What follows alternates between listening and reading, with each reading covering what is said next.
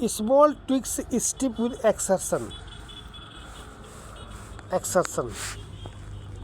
Small tweaks, तो exertion means क्या होता है? टायर्डनेस, थकावट, ठीक है। और स्टिप मीन्स होता है हार्ड, कठोर।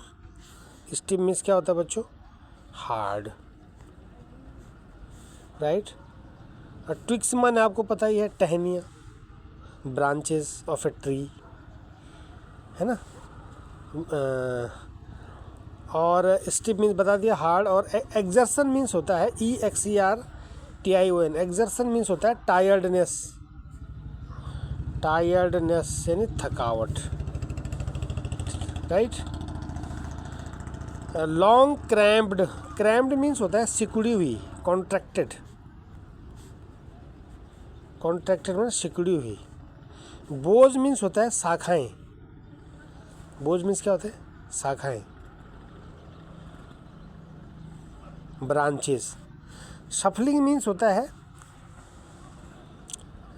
बार बार एक अवस्था से दूसरी अवस्था में चलना। Moving repeatedly from one position to another.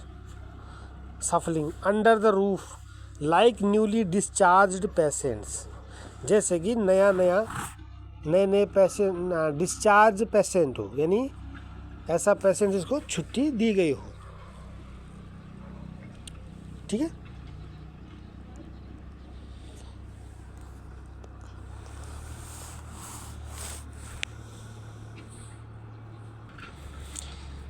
तो स्मॉल ट्विक्स, छोटी टहनियाँ। स्टिफ माने जो क्या होती है, अभी क्या बताया? स्टिफ मीन्स कठोर। छोटी टहनियाँ कठोर हो जाती हैं, सीधी हो जाती हैं। विद एक्सर्शन, एक्सर्शन से यानी थकावट से, अधिक थकावट से। छोटी टहनियाँ जब वो अपने आप को बाहर निकालने का प्रयास करती है दरारों से, फर्श की दरारों से, तो कह रहा है कि विद एक्सर्शन, थकावट के कारण, अधिक परिश्रम के कारण वो क्या हो जाती हैं? स्टिफ हो जाती है, कठोर हो जाती है, सीधी हो जाती हैं। लॉन्ग क्रैम्प्ड बोझ, और लंबी क्रैम्प्ड बोझ माने जो सिकुड़ी हुई, मुड़ी हुई जो शाखाएं हैं, लंबी मुड़ी हुई शाखाएं। सफलिंग अंडर द रूफ, वो क्या कर रही है? रूफ के नीचे सफलिंग हो रही है। सफलिंग मीन्स क्या होता है? रगड़ खा रही है, यानी एक अवस्था से दूसरी अवस्था में जा रही हैं, चल रही हैं। लंबी मुड़ी हुई शाखाएं, लॉन्ग क्रैम्प्ड बोझ, लंबी मुड़ी हुई शाखाएं छत के नीचे इस प्रकार रगड़ खा रही हैं। सफलिंग अंडर द रूफ, छत के नीचे वो इस प्रकार रगड़ खा रही हैं, या बार बार एक पोजीशन से दूसरी पोजीशन में चली जा रही हैं। लाइक जैसे न्यूली डिस्चार्ज पेशेंट, जैसे जो अस्पताल से नया कोई डिस्चार्ज पेशेंट हो, जैसे अस्पताल से अभी नया डिस्चार्ज हुआ, जो जहाँ से उसको मतलब छोड़ दिया जाता है, ठीक है, नया मुक्त हुआ रोगी हो। और वो रोगी कैसा हो? कैसा? आगे देखते हैं कैसा। हाफ डेज्ड, आधा भौचक्का, ठीक है, आधी नींद में। Moving to the clinic doors, जैसे उसको क्लिनिक के डोर से, अस्पताल के दरवाजे से आधा भौचक्का मरीज, यानी वो कह रहा है जैसे अस्पताल के दरवाजों से निकला हुआ नया डिस्चार्ज मरीज हो, और वो कैसा हो? हाफ डेज्ड हो, यानी आधा भौचक्का मरीज हो। समझ आए? तो ये कह रहा है क्या? फिर से देखते हैं कि small tweaks of steep with exertion, यानी जो छोटी टहनियाँ हैं वो अधिक परिश्रम के कारण, थकावट के कारण सीधी हो जाती हैं, कठोर हो जाती हैं। और लंबी मुड़ी हुई जो शाखाएं हैं वो सफलिंग अंडर द रूफ, वो छत के नीचे इस प्रकार से रगड़ खा रही हैं। कैसे रगड़ खा रही हैं? लाइक न्यूली डिस्चार्ज पेशेंट, जैसे कि नया एक रोगी हो जिसको अभी डिस्चार्ज किया गया हो, ठीक है। और वो रोगी कैसा हो? हाफ डेज, जो आधी निद्रा में हो, ठीक है, आधा भौचक्का हो मतलब। और moving to the clinic doors, उसको अभी अस्पताल के दरवाजे से अभी जा रहा हो, उसको मूव किया गया हो, वहाँ से डिस्चार्ज किया गया हो। राइट। तो how has the poet painted the twig, कवि ने टहनी का कैसे वर्णन किया है, टहनी का वर्णन कैसे किया है। तो कैसे किया है, the poet has painted the twig stiff, टहनी कैसी है, थकी हुई है, बताया था ना, कैसी है वो, स्टिफ है, स्टिफ है, कठोर है, कठोर रूप में वर्णन किया गया है। स्टिफ विद एक्सर्शन, थकावट के कारण वो कठोर हो गई है। तो आप क्या लिखेंगे, आप क्वेश्चन से लिख देंगे क्या, क्वेश्चन में क्या कह रहा था, द पोइट, तभी हैज यहाँ आ जाएगा, the poet has painted the twig, ठीक है। पेंटेड मतलब यहाँ पे क्या है, वर्णन करना। The poet has painted the twig, यानी पोइट ने ट्विग को पेंट किया है, पेंट मतलब उसका वर्णन किया है, ठीक है। कैसा वर्णन किया है, स्टिफ विद एक्सर्शन, ट्विग के बाद क्या लिखेंगे, स्टिफ, फुल स्टॉप, ये क्वेश्चन मार्क हटा देंगे, stiff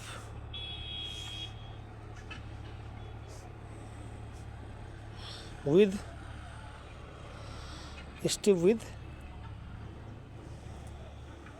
exertion, EXERTION, stiff with exertion,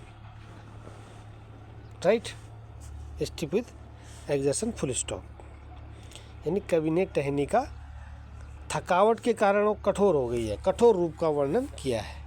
चलिए question number, why these twigs are stiff, ये टहनियाँ कठोर क्यों हैं, तो अभी बताया था ना, थकावट के कारण, है ना, क्योंकि वो आगे बढ़ने का प्रयास कर रही हैं और थकावट के कारण वो क्या हो गई हैं, कठोर हो गई हैं।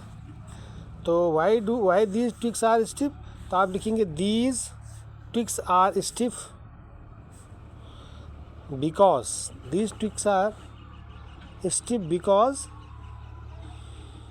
बिकॉज ऑफ एक्सर्शन, EXERTION, यानी वो एक्सर्शन के कारण क्या हो गई है, कठोर हो गई हैं, राइट। चलिए आगे क्या कह रहा है, what is the comparison here, यहाँ क्या तुलना की गई है, यहाँ पे कंपैरिजन क्या है, तो क्या कंपैरिजन किया गया है, यहाँ टहनियों की तुलना उन मरीजों से के साथ की गई है जो क्लिनिक से मुक्त हुए हैं, ठीक है। तो आप क्या लिखेंगे,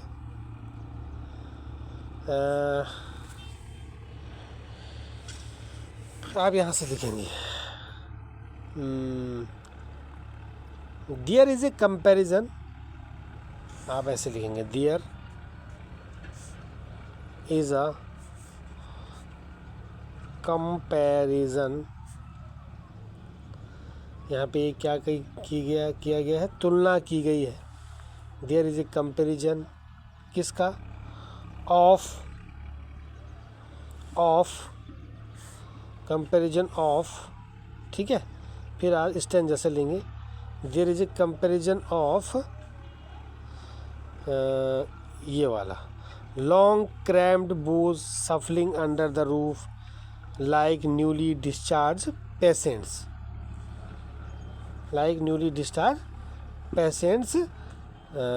आगे भी लिख सकते हैं क्या, half dozed moving to the clinic doors, बस आपने आगे क्या जोड़ा, there is a comparison of, फिर आप स्टैंजा से लेंगे, long crammed boughs shuffling under the roof like newly discharge patients half dazed moving to the clinic doors. Simple है, चलिए समझ लेंगे इसको, है ना, थोड़ा सा पॉज करके समझ लेना जहाँ पे समझना है।